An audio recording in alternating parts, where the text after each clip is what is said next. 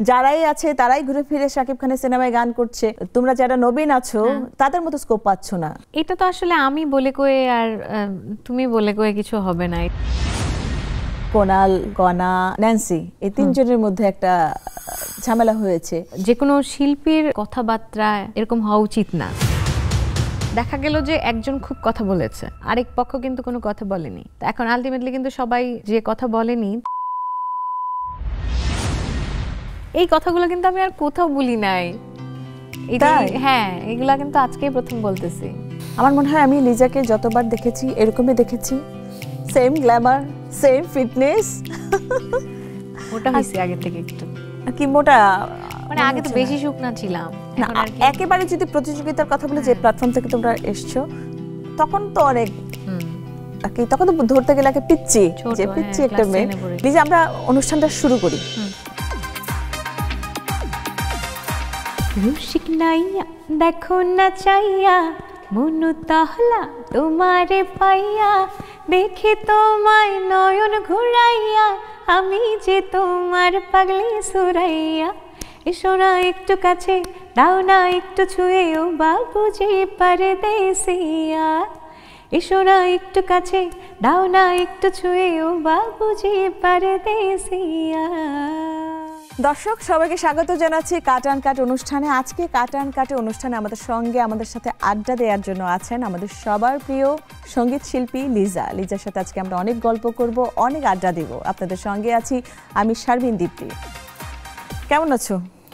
আলহামদুলিল্লাহ ভালো আছি, আপনি ভালো আছেন? আমি খুবই ভালো আছি এবং ভালো লাগছে যে লিজার সাথে আজকে দেখা হয়, অনেক বছর পর দেখা। তাই না? আমারও খুব ভালো লাগছে। সেই মানে ছোটবেলার কথা মনে হয়ে যাচ্ছে আমাদের ছোটবেলা। আচ্ছা, আমাদের ছোট, আসলে আমাদের ছোটবেলা, তখন আমি ছোট ছিলাম, তুমি আরো ছোট ছিলে, আরো ছোট। আমরা অনেক গল্প করব, কিন্তু আমাদের যে অনুষ্ঠান, আমাদের অনুষ্ঠানটার ছোট একটা ফর্মালিটিস, আচ্ছা তেমন কিছুই না।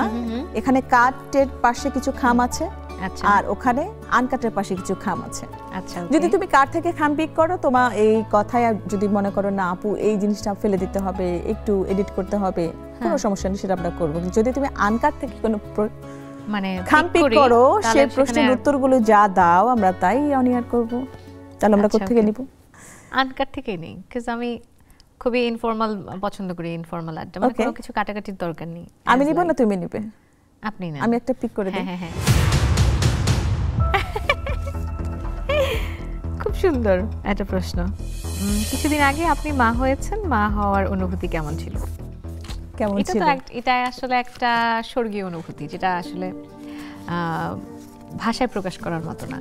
আর প্রথমে তো জার্নিটা আমি খুব মানে সাডেন হয়েছে, আমি অত প্রিপেয়ার ছিলাম না। আর যেহেতু আমার প্রথম বাচ্চা, তা আমি ওভাবে প্রস্তুত ছিলাম না যে কি হবে। প্রত্যেকটা ব্যাপারই আমার কাছে প্রথম ঘটছিল এবং নতুন। বাট যখন আমি ইয়াশাকে, আমার মেয়ে ইয়াশাকে কোলে নিলাম, যখন বাচ্চাটা হওয়ার পর বেবিটাকে দিয়ে দেয় মায়ের কাছে, তখন মনে হলো যে এটা একটা মানে আমার একটা অংশ। মানে এই অনুভূতিটা তুমি আমার চোখে মুখে বুঝতে পারছো, মানে এতটা ভালো লাগা।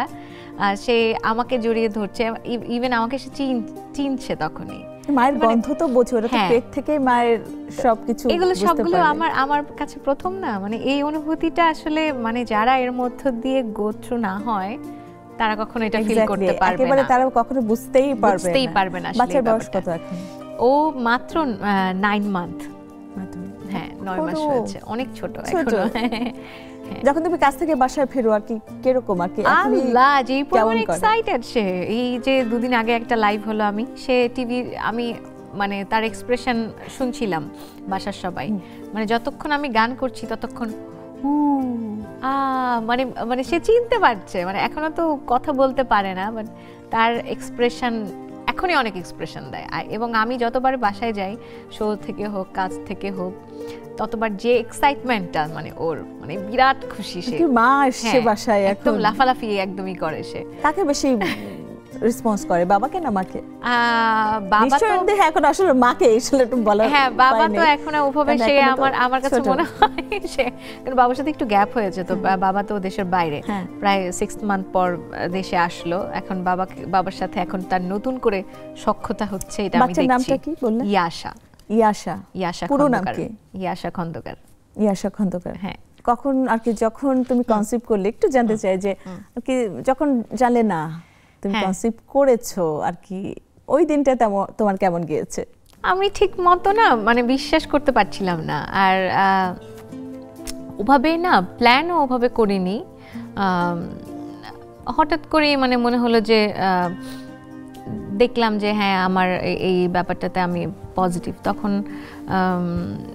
একটু মনে মনে ধরে রেখেছিলাম যে সবার প্রথম আম্মুকে জানাবো। আম্মু তখন বাড়িতে ছিল, আমরা তো একসাথে, আম্মু গ্রামের বাড়িতে ছিল।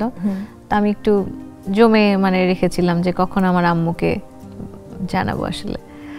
তো এটা আসলে তারপর কি করলে?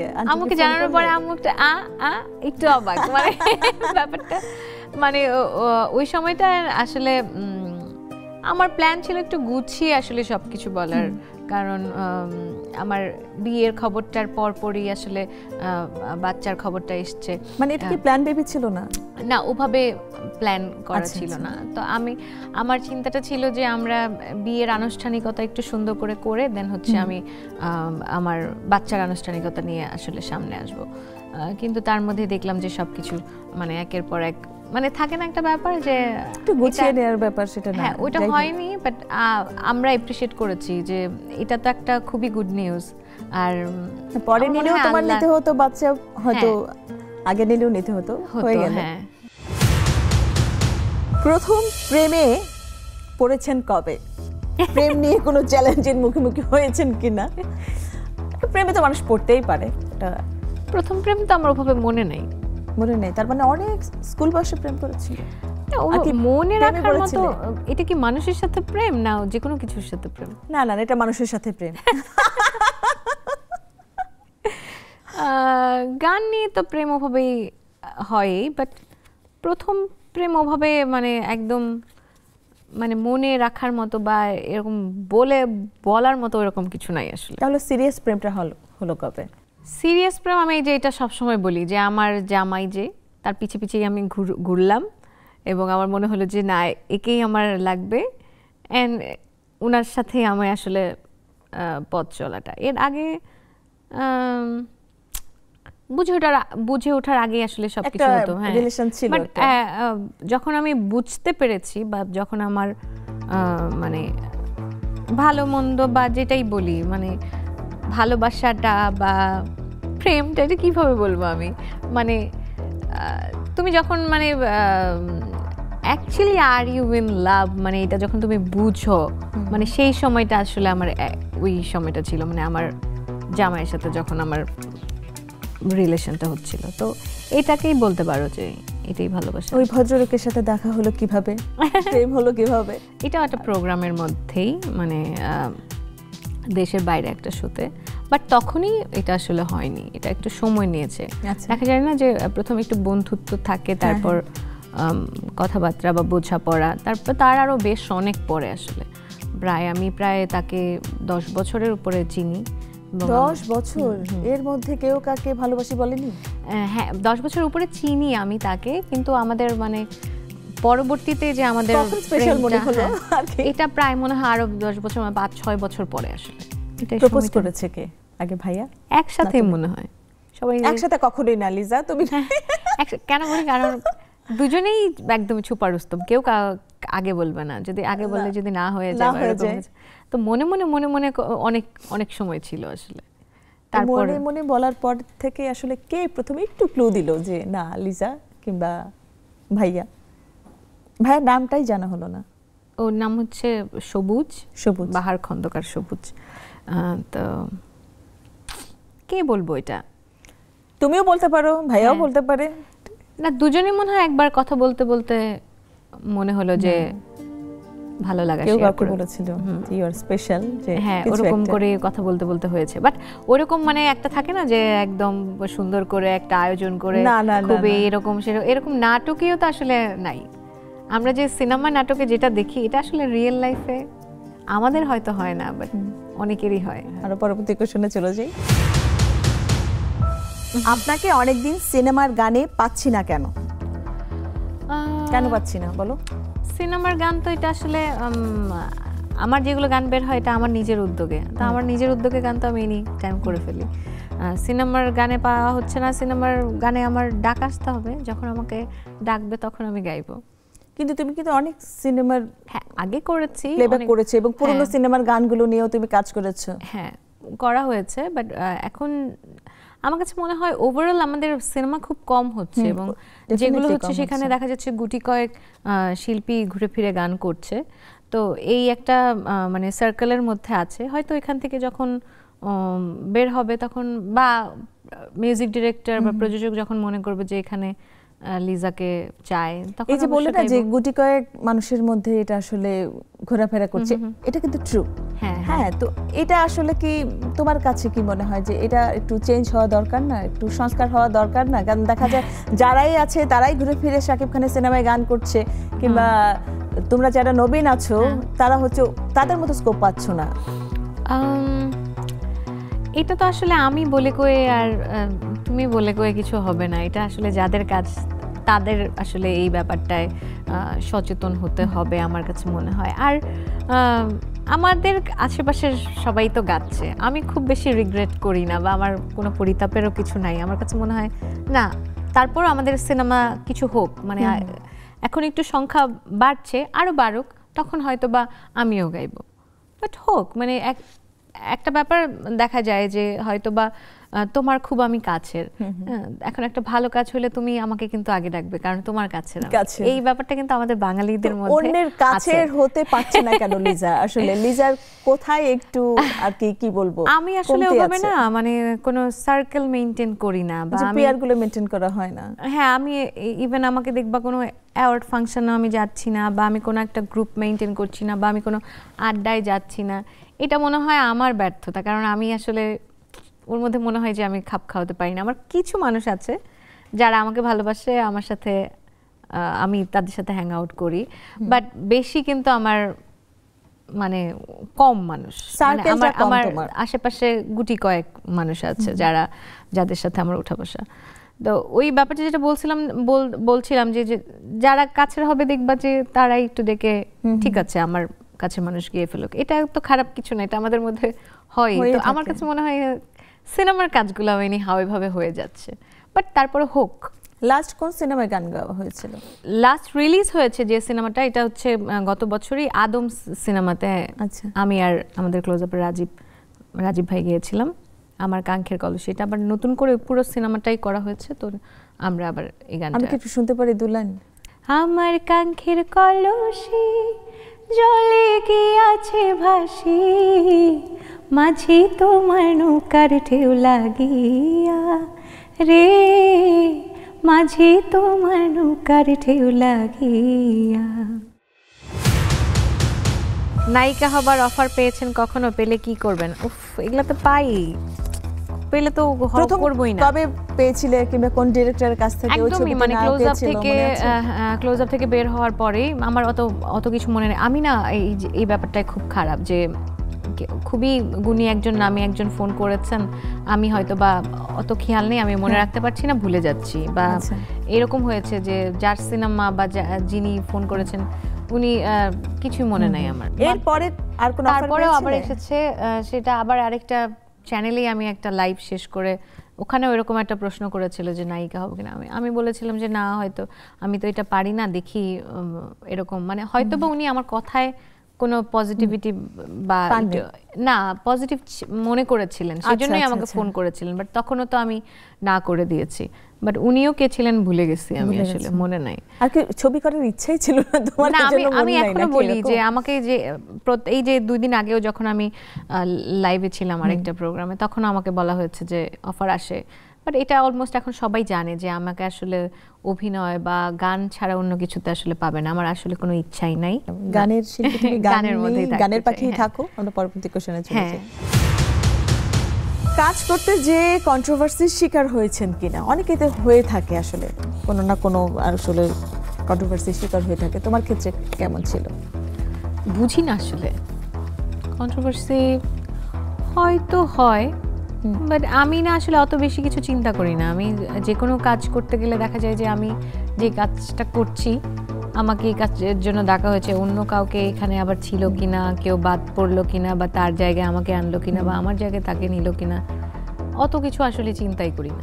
সম্প্রতি সময় আমরা দেখেছি যে তোমাদেরই সঙ্গীত শিল্পী হচ্ছে কোনাল এবং কণা এবং ন্যান্সি, এই তিনজনের মধ্যে একটা ঝামেলা হয়েছে। সেখানে কণা আপুর বিপরীতে দুজন কথা বলেছে, ন্যান্সি আপু এবং কোনাল আপু। তো কেমন আসলে কি বলবে তুমি? বাট এটাতে আসলে আমি খুবই মানে ডাউন ফিল করি যে এগুলো নিয়ে কথা বলতে, কারণ আমরা শিল্পীরা আমাদেরকে দর্শকরা এত একটা ভালোবাসার জায়গায় রাখে, তোমার আমার ব্যক্তিগত ঝামেলা হতেই পারে, কিন্তু সেগুলো কখনোই আসলে এভাবে পাবলিকলি সবার সামনে আসা উচিত না। আর যে কোনো শিল্পীর আচরণ আসলে কথাবার্তা এরকম হওয়া উচিত না। এটা আমার কাছে মনে হয় এটা কোনোভাবেই যায় না। যত কিছুই হোক, এটা দর্শকদের সামনে আনাটা আমার মনে হয় একেবারেই অনুচিত। যেখানে তুমি বুঝতে পারছো যে এটা ঠিক না, হ্যাঁ, তো সে জায়গায় আসলে সিনিয়রদের তো অবশ্যই বোঝা উচিত। যদিও কোনাল আপু তোমার পরে এসছে ইন্ডাস্ট্রিতে, আর দুজন তো সিনিয়র, কণা আপু এবং ন্যান্সি আপু। ওরা তো কাজ করছে অনেক দিন ধরেই। ন্যান্সি আপু তো অনেক আগে থেকে কাজ করছে, কোনালও কাজ করছে, কণা আপুও কাজ করছে। তো সবাই বোঝা উচিত।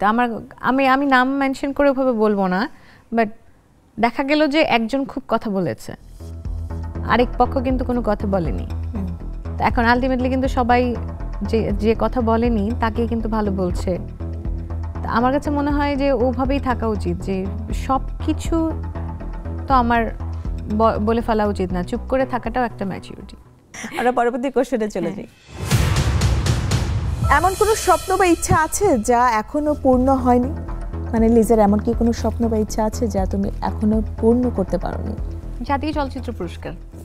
আচ্ছা, এটা তো সবার স্বপ্ন থাকে সিনেমাতে। আমার কাছে মনে হয় এটা স্বপ্ন আছে, এখনো পূরণ হয়নি। এটা আমি আশাবাদী, হয়তো বা হবে সামনে। আমি তো যেহেতু কাজ করছি। না, এটা কিন্তু তোমার এই স্বপ্নটাকে আমি অবশ্যই স্যালুট জানাই যে না, এটা আমাদের রাষ্ট্রীয় একটা বড় সম্মাননা বা একটা বড় অনেক স্বীকৃতি। অনেক বড় বড় জায়গায় গান করা হয়েছে, অনেক প্রেস্টিজিয়াস অনেক অনুষ্ঠানে গিয়েছি, বাট এটা তো হচ্ছে মানে সর্বোচ্চ একটা আমাদের গানের ক্ষেত্রে সম্মান।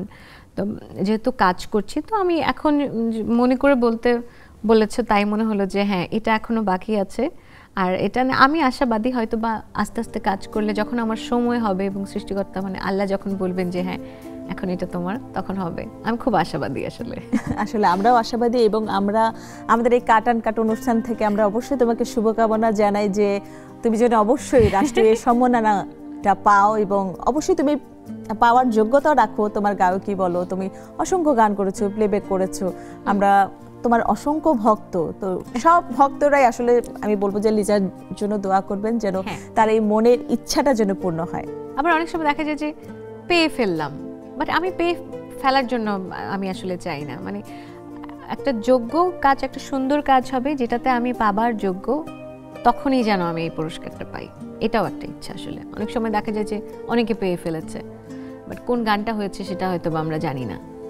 আমি আসলে এরকমই একটা গানের জন্য বা কাজের জন্য পেতে চাই, যেটা আমি দর্শক সমাদৃত, সবাই ভালোবাসবে, জানবে, তখন আমাকে রাষ্ট্রীয় একটা পুরস্কার দাও। লিজা, অনেক ভালো লাগলো, তোমার জন্য অনেক অনেক শুভকামনা। এবং আমাদের লিজার একটা ইচ্ছার কথা আমরা এই অনুষ্ঠানের মাধ্যমে জানলাম, লিজা জাতীয় পুরস্কার পেতে চায়। আমাদের অনেক দোয়া থাকবে লিজা, তুমি অনেক ভালো গান করো, অনেক দূর এগিয়ে যাও। তো ধন্যবাদ দিতে চাই তোমাকেও, নেক্সাসকে অনেক ধন্যবাদ। আর আজকে আমি প্রথম এই আয়োজনের মাধ্যমে নেক্সাসে তোমার আসা হলো। যাই হোক, এই পারপাসে তোমার সাথে আমার দেখা হয়ে গেল অনেক বছর পর। তো নেক্সাস টেলিভিশনের সবাইকে আমার পক্ষ থেকে অনেক ভালোবাসা, শুভেচ্ছা জানাচ্ছি। আর দর্শক যারা দেখছেন তাদের সবার জন্য ভালোবাসা রইল। খুব বেশি ভালো থাকবেন, সুস্থ থাকবেন। আমি বলি সবসময় যে সুরেলা থাকবেন, সবার জীবন সুরেলা হোক। দর্শক, কাট আজ এই পর্যন্ত, দেখা হবে আগামী আয়োজনে। সে পর্যন্ত সবাই অনেক সুন্দর থাকবেন। এবং লিজা বলছিল সুরেলা থাকবেন, আমি জানি না কিভাবে সুরেলা থাকবো, যার কণ্ঠে গান ভালো হয় না তাকেও সুরেলা থাকার পরামর্শ দিয়েছে লিজা। অনেক ভালো থাকবেন, আজ এই পর্যন্তই, দেখা হবে আগামী আয়োজনে। সে পর্যন্ত বিদায়। উড়াল পাখি করে আমায় বড় জ্বালাতন, সেই জ্বালাতে ধিকে ধিকে চলি সারাক্ষণ। সুযোগ পেলে চতুর পাখি উড়াল দিতে চায়, মনটায় আমার খা খা করে ভীষণ যাতনায় ও পাখি পাখি রে তোরে শুধু ডাকি রে রোদে রাঙা ভোর নিশি ঘন ঘোর তোরে ছবি আঁকি রে।